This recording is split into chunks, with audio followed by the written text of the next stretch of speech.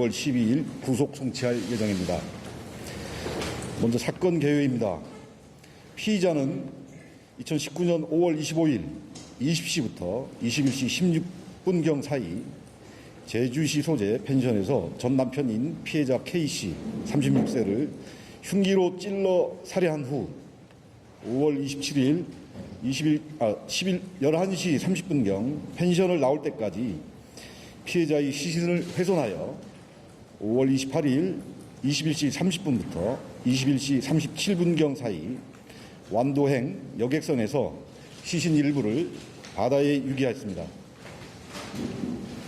5월 29일 04시 03분경부터 5월 31일 03시 13분경 사이 경기 김포 소재 가족 명의 아파트에서 남은 시신의 일부를 2차 훼손하였고 5월 31일 03시 13분부터 03시 21분경 사이에 훼손된 시신을 종량제 봉투에 담아 쓰레기 분리수거장에 유기하였습니다. 피의자 특정 및 검거 과정입니다.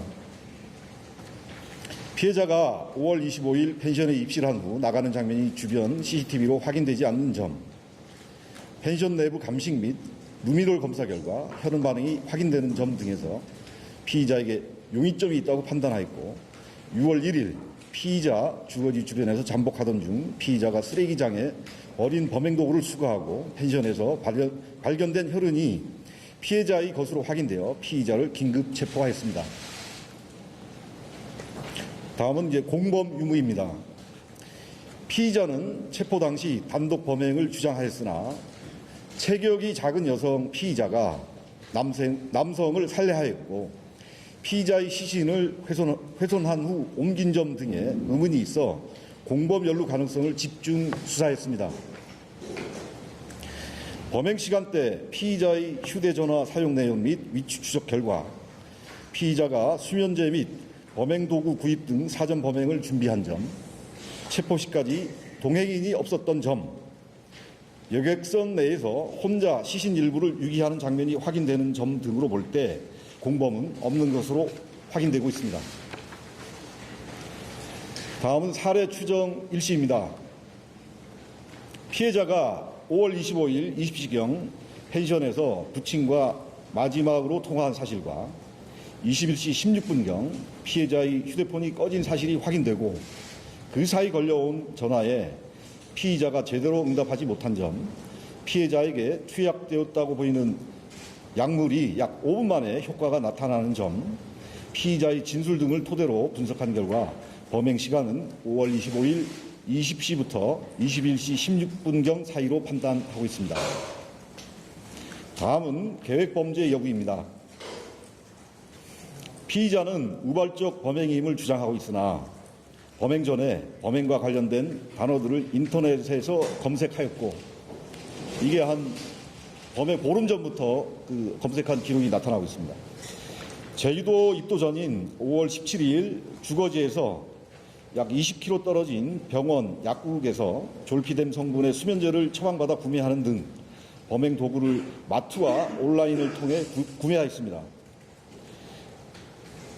차량을 주거지에서 제주도까지 가져와 시신을 싣고 되돌아간 점, 범행 현장을 청소한 사실, 피해자의 시신을 발견하기 어렵도록 훼손한 후 여러 장소에 유기한 점 등에서 사전에 치밀하게 계획된 범행으로 판단하고 있습니다. 다음은 범행 수법입니다. 피의자는 구체적 범행 수법에 대하여 진술을 회피하고 있으나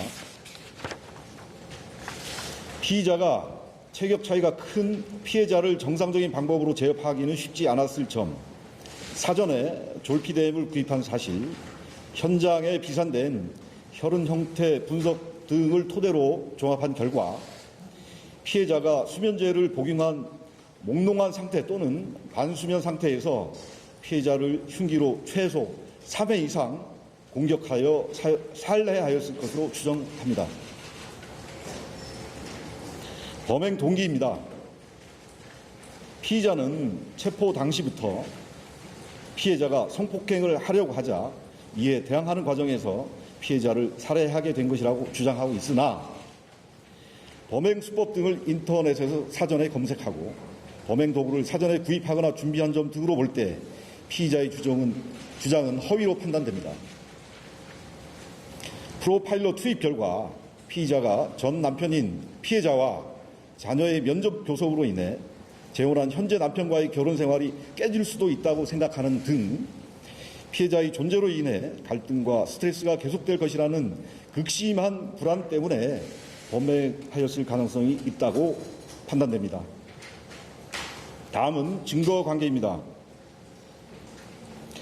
범행에 사용된 칼, 1차 시신 훼손 시 사용한 도구, 2차 시신 훼손 시 사용한 도구 등에서 피해자 DNA가 각각 검출되는 등 총 89점의 증거물을 압수하였습니다. 다음은 정신질환 여부입니다. 관련 기록상 피의자의 정신질환은 확인되지 않고 있고 범행 과정에서도 면밀한 계획과 실행이 확인되며 조사 과정에서도 별다른 이상 징후를 느낀 사실은 없습니다. 본 사건을 검찰로 송치한 이후에도 피해자의 시신 발견을 위한 노력을 계속하여 피해자 및 유가족이 억울함을 풀 수 있도록 하고 피의자에 대하여는 검찰과 협력하여 증거 보강 및 엄정한 처벌이 이루어질 수 있도록 최선을 다하도록 하겠습니다. 감사합니다.